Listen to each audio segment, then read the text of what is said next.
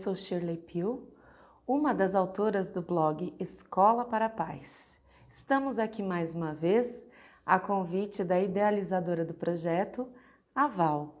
Hoje a nossa conversa vai ser sobre a leitura durante o processo de alfabetização e a expectativa da família. É um assunto que não é muito tranquilo, porque se as coisas estão correndo dentro do esperado, no sentido da expectativa familiar e do tempo proposto pela escola, está tudo lindo, maravilhoso, não se toca no assunto.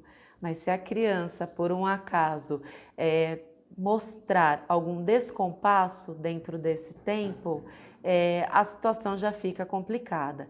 Então, a nossa conversa de hoje gira em torno de algumas observações, alguns encaminhamentos, como mãe mesmo, com experiências de causa, ok?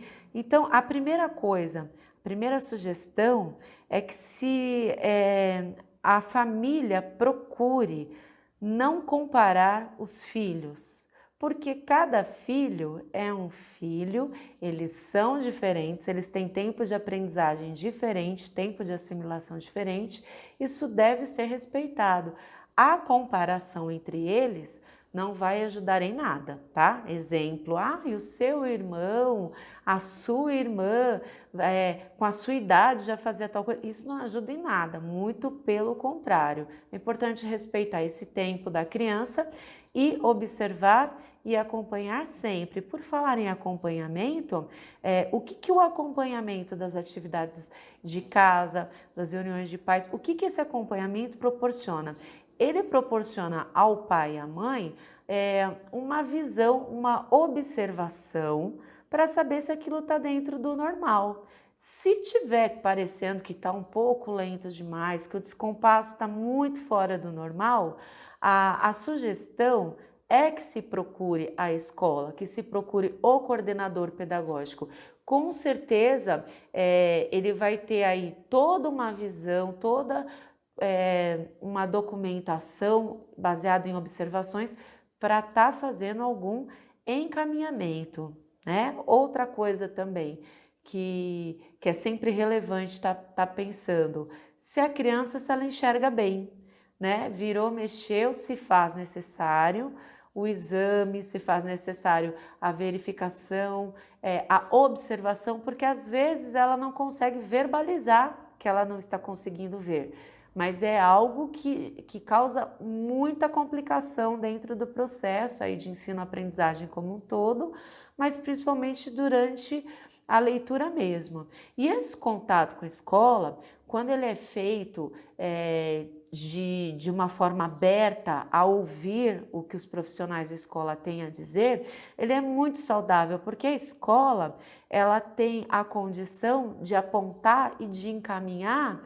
profissionalmente aquilo que o seu filho precisa. Se de fato ele vier a precisar da ajuda de um outro profissional que não se encontra lá dentro da escola, a escola faz esse encaminhamento. E é muito importante ser considerado, ser relevado, tá bom?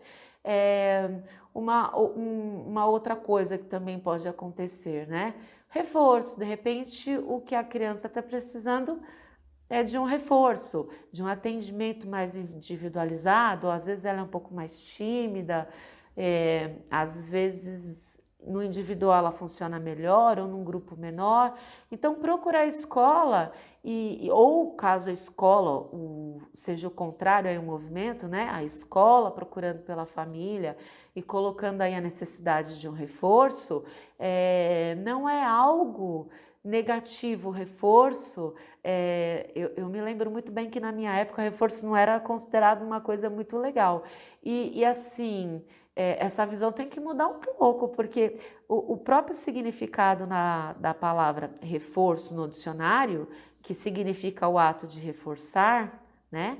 E reforçar, por sua vez, significa tornar mais forte, tornar mais sólido, tornar mais resistente, é algo que para as crianças dentro da aprendizagem é algo fundamental. Então, assim, eu espero que nos dias de hoje não haja esse preconceito sobre o reforço, quando a escola aponta a necessidade ou quando o próprio pai, a própria família percebe e vai conversar com a escola.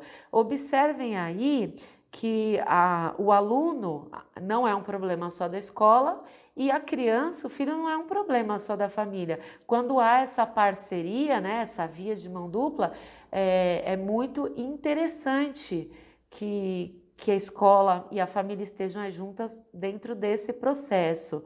Lembrando também que cabe à família assim, os estímulos, né? Ressaltar, reforçar, quanto isso é importante, o estímulo dentro da família, dentro do contexto mesmo. Como assim estímulo?